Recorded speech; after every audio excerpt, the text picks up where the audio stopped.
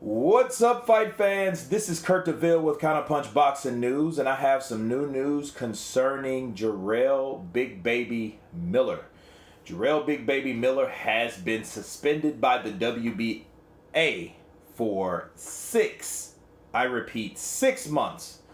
And he says after September 19th, if he wants to join the rankings, because he will be stripped from the rankings of the WBA, if he wants to be considered once again with the WBA, he should sign up for VADA testing year-round for random drug tests.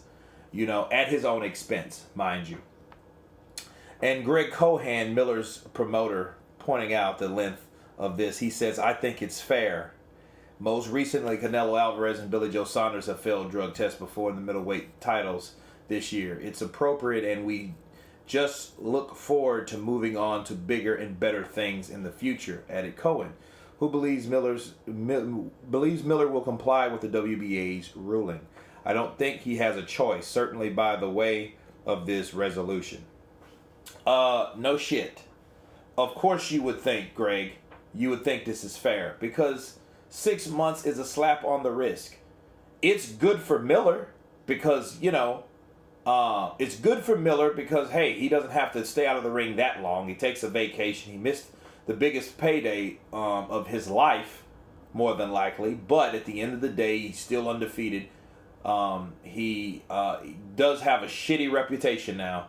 But in time, things will blow over. Depends on what he does from now. However, it's bad for boxing. Me counterpunching, watching it, hearing this shit, reading this shit, lets me know that this is bad for boxing. I'm going to tell you why.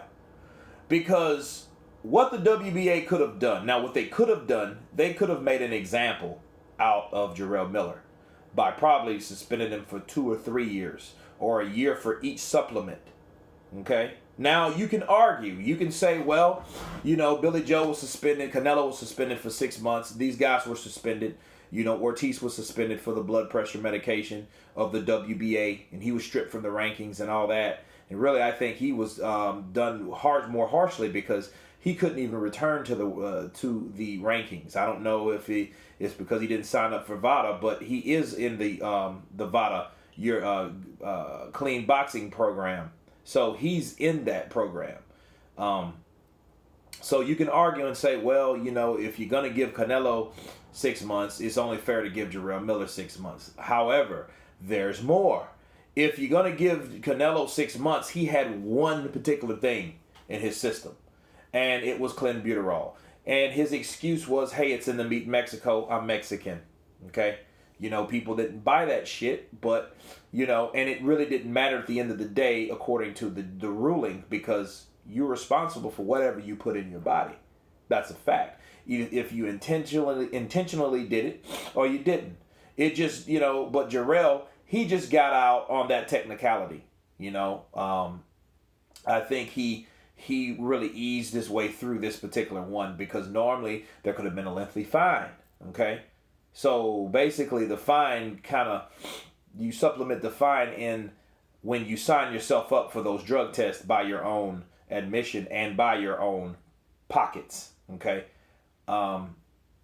But what it shows for other people, that shows that, hey, fuck it, if I'm going to keep using, if there people are using and they're cycling off this shit, I'm going to keep doing that while I'm in training. That benefits me while I'm in training. That makes me stronger. Indirectly it makes me stronger, a stronger fighter, if you find it or not. And all I'm going to do is get 6 months? Well, shit, some people don't fight but every 6 months anyway, if you think about it. Right? So most top fighters fight twice a year. Right? Especially if they're getting a decent fight purse. Even if they're getting 3 to 5, 600,000 every fight. Okay? Who cares? If you pop me, I'm just going to get 6 months. Shit, Jarrell had 3 drugs in his system and you gave him 6 months. So I can be ejecting this shit in my ass. Okay? And if, hey, the risk, the punishment is not as harsh as the risk, because I could, I could be stronger and faster and give me an edge, where if I get caught, I'm only getting 6 months. So, I mean, yeah, it's bad for boxing, and it really encourages motherfuckers that, that are thinking about, man, maybe I do, I do feel I do need to get some aid. I do need some help in that area of speed and reflexes or stamina or whatever, or power, so I think that I'm going to go for that. So, because really, Jarrell Miller is now the poster child of how you can do and take that many fucking drugs and get away with it, basically. Plus 6 months, man, that's a slap on the wrist. That's it. So yeah, it's good for him, bad for boxing. You know what I'm saying? Because boxers are shit. Because the first thing's going to happen, the next person gets popped. Fuck, at least I didn't do what Miller did. Miller had HGH, EPO, and GW 1516. I only had a little Glenbuterol, or whatever was, illegal that people are using. So yeah, it's really bad, man.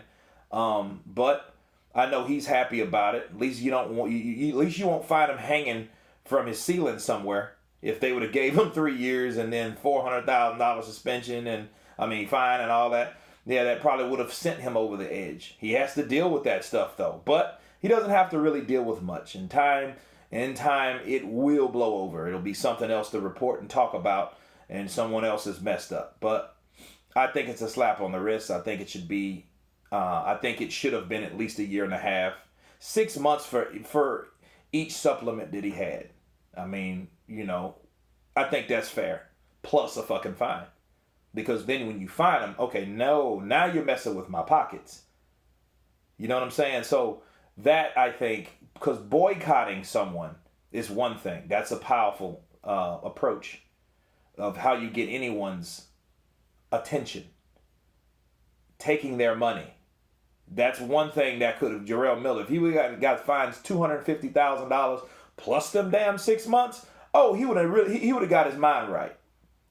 But since there's no fine at all, that's just, hey, yeah, you got to do this, and you got to sign up for the clean boxing program. Good job. See you in September. So.